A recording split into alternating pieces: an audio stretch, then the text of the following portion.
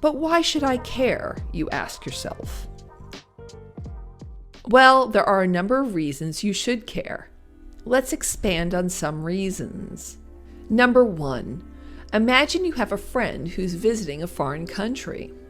One day, they call you and talk about the wonderful time they're having, but they miscalculated their expenditures, and now they have no money left. They ask you to send some money, and as a good friend, you agree to send money over through a bank transfer. You make the transaction, and you notice that the transaction takes 2 days to reach your friend, and above that, the bank will take a considerable fee from the transaction. Because of the long transfer time, your friend won't be able to buy what they wanted. If you have used blockchain to make this transaction, then it would have reached your friend in seconds, and you wouldn't have paid high fees. Number 2, if you really don't care about high-speed transactions and low fees, then maybe you do care about keeping your private information away from hackers. With the use of blockchain, you can be the boss of your own information.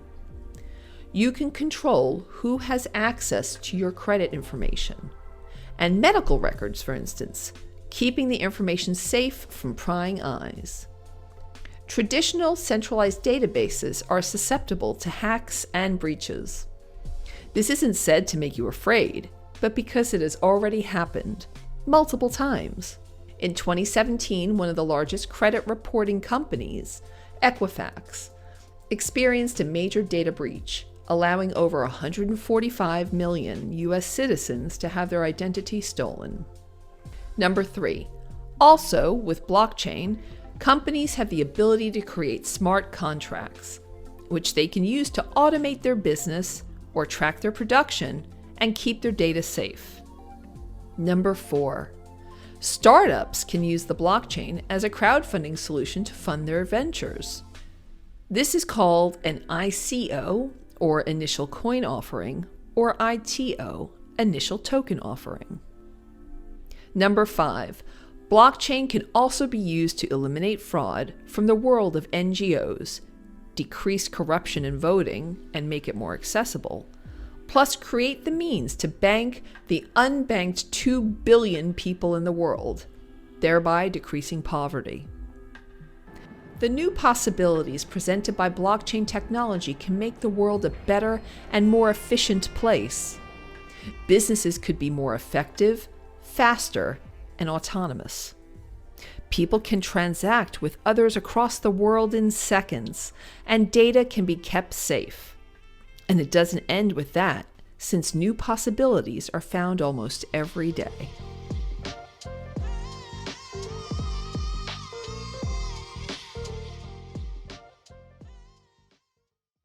Case study number 1. How the blockchain helps you send money everywhere. This is a bank. It holds the information about its customers and their money. This information is stored in a giant server. This is Mac. He is one of the bank's customers. He has $1,000 stored in his bank account, which the bank keeps safe. One day, Mac receives a phone call from his mother, who was on a trip in Africa. She tells him about all of the wonderful times that she has had. It is the final day of her trip, and she admits that she has had miscalculated spending and no longer has enough money to buy a magnificent statue of a camel as a souvenir. Mac is a great son and promises to send her some money so she can buy the camel statue. He opens up his laptop and sends some money from his bank account. Surprisingly, he finds out that the bank takes a considerable fee for this transaction, and it will take 3 days for the transaction to reach the destination. And by that time, Mac's mother's trip is already over. Could this have been done in another, more secure, faster, and cheaper way? This is where blockchain and cryptocurrencies come in. Cryptocurrencies and their transactions are one of the most well-known use cases for the blockchain, which makes international banking a lot faster and cheaper. If the bank has one giant centralized server that holds Max and all of the other clients' information and money, then blockchain technology uses many different computers all around the world, known as nodes, each of which stores a copy of the information. This is called decentralization. It makes the system much more secure and less susceptible to hacks and crashes. If one of the nodes in the network crashes, nothing happens because the other nodes that hold all of the same data are still running. If the bank's server crashes, then all of the transactions are delayed until the server is up and running again. Also, if someone wants to hack into Mac's account and steal all of his money, he would have to hack into every node at the exact same time, while stealing money from a bank would require him to hack into only one giant server. Mac creates a cryptocurrency transaction and sends some money to his mother. The nodes in the network will first check if Mac has enough money to conduct such a transaction. And if he does, then the transaction is bundled up with other transactions that happened at the same time. These bundles, known as blocks, are confirmed by nodes that, in addition to holding the data, create reliable seals to the blocks. These nodes are called miners, and the seals that they provide make sure that once the blocks are confirmed, no one can change the information in them afterwards. For this, the miners receive rewards in the form of cryptocurrencies. After the block is confirmed, it is attached to the chain of previous blocks, creating a chronological order of blocks, hence the name blockchain. Once the blocks have been sealed and added to the blockchain, they can no longer be changed or corrupted. Once the block with Mac's transaction is confirmed, the money pops up on his mother's account. Instead of waiting for days, Mac's mother now has enough time to buy the camel before her trip finishes. Mac is really happy that he could help his mother out and that he can use this new technology to keep his money safe and make international transactions that happen almost instantaneously without paying enormous fees.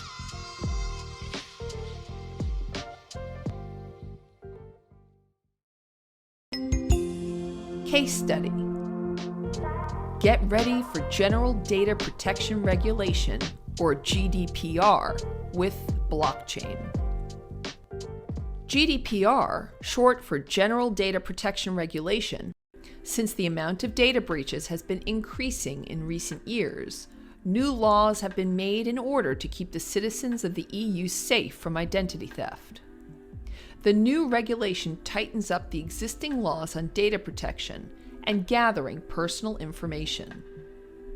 This means that all organizations that deal with EU citizens' personal data have to review and make sure that this information is managed according to the new European law and policies. This doesn't only apply to organizations located within the EU, but to all organizations that have the data of EU citizens. Personal information is any information that can be used to identify a person, including pictures, names, dates of birth, emails, phone numbers, bank details, medical records, and it goes on and on. If an organization fails to change their record-keeping systems to meet the recommendations of the law, then the possible fine for breaching GDPR is up to 4% of the organization's annual global turnover, or 20 million euros. This penalty applies to both data controllers and data processors. The data controller is the party that creates the rules. The purpose and conditions of data collecting and processing, for example, a company, and the data processor is the party that stores and processes the data storage. In short, the main changes in the laws are: number 1, larger territorial jurisdiction. This law applies to every company that deals with information about EU citizens, no matter where the location of the company may be. Number 2, penalty for non-compliance. Organizations can be fined up to 4% of the organization's annual global turnover, or 20 million euros for breaching the regulation. Number 3, consent. The terms and conditions must be strengthened and can no longer be full of legalese. The request for consent has to be clear, in plain language, easily accessible, and distinguishable from other matters, with the purpose of data processing attached. The consent must be as easy to withdraw as it is to give. Number 4, clarity. Organizations have to state clearly why they require certain information. The information has to be collected for specified purposes, kept secure, correct, up to date, and it shouldn't be kept for longer than necessary. Number 5, breach notifications. Organizations are obliged to notify a breach in the system to a local information commissioner and their clients within 72 hours of first discovering the breach. Number 6, right to access. People whose data is processed have the right to know where, how, and for what their information is used. The organization has to provide this information for the customer for free, and he or she can transmit this information to another organization. Number 7, the right to be forgotten. People whose data is processed have the right of having their information erased from the system unless there are legal reasons or it's in the public interest to store the data. Number 8, privacy by design and data protection officers.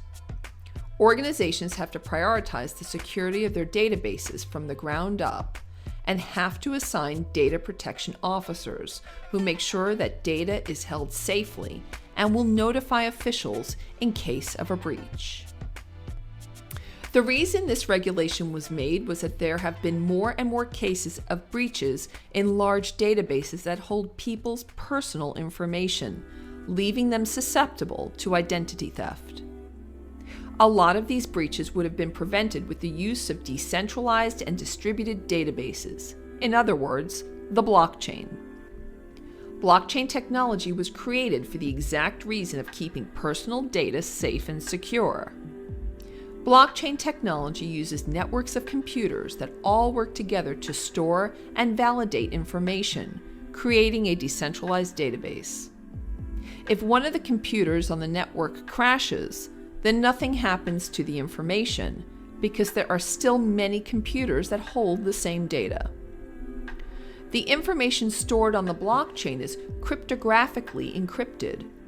The encrypted messages can only be decrypted with specific keys, and without the correct key, it is practically impossible to decrypt the data. Decryption via brute force attacks or by guessing every possible answer would take millions of years. The data stored on the blockchain is also transparent and public with the use of hashing. This mathematical function makes it possible to validate whether a document is correct and unaltered or not without having to see the content. These hashes can be verified by everybody participating in the network.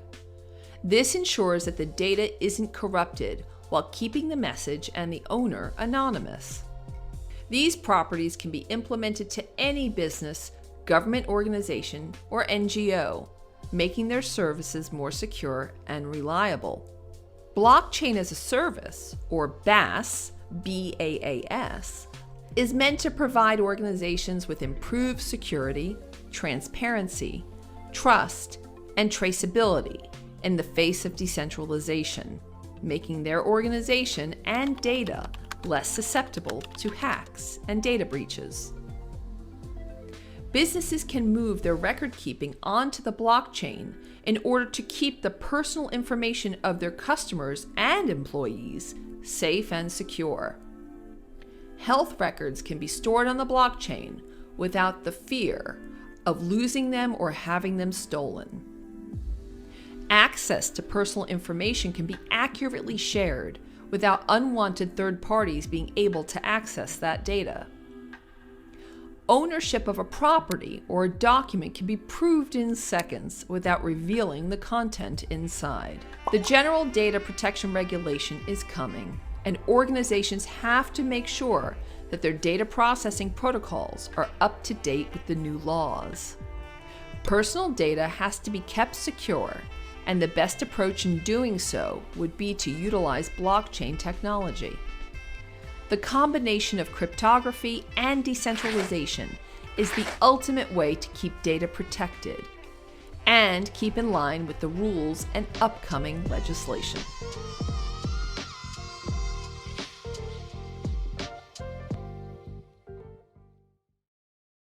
Case study: data breaches and Equifax.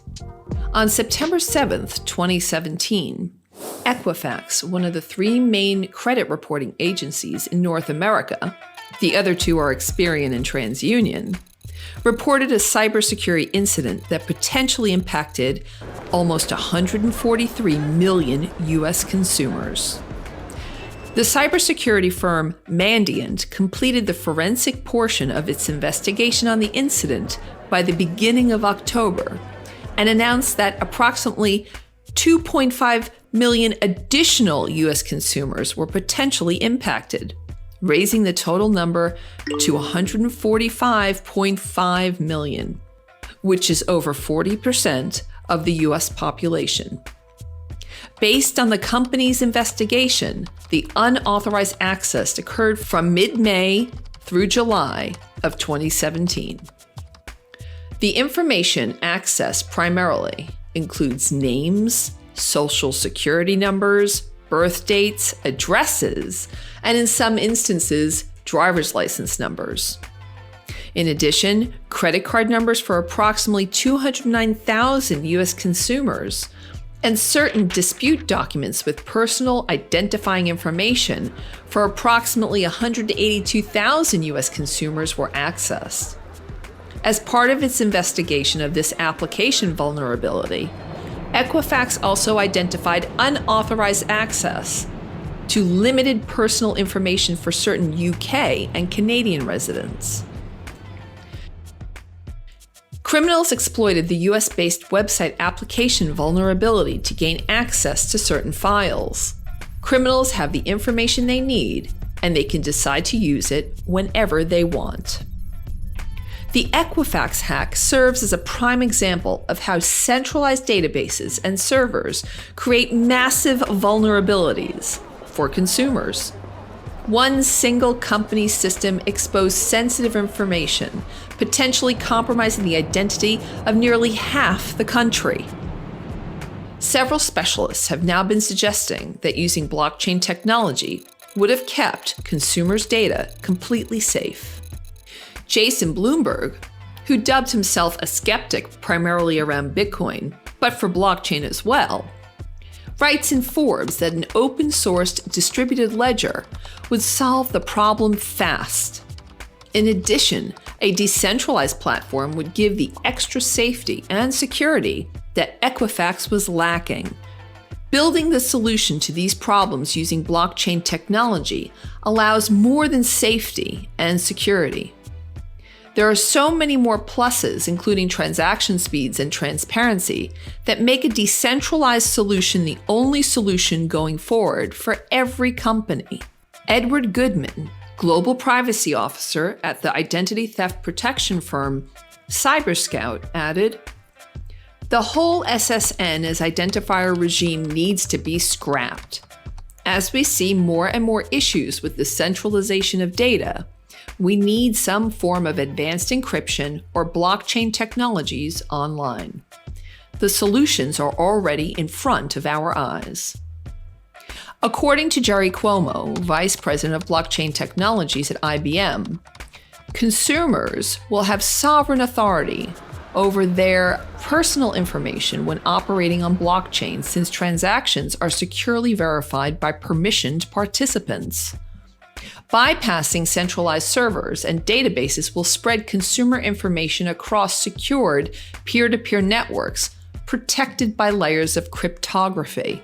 Incidents like the Equifax hack lend credence to the benefits of blockchain in enhancing cybersecurity.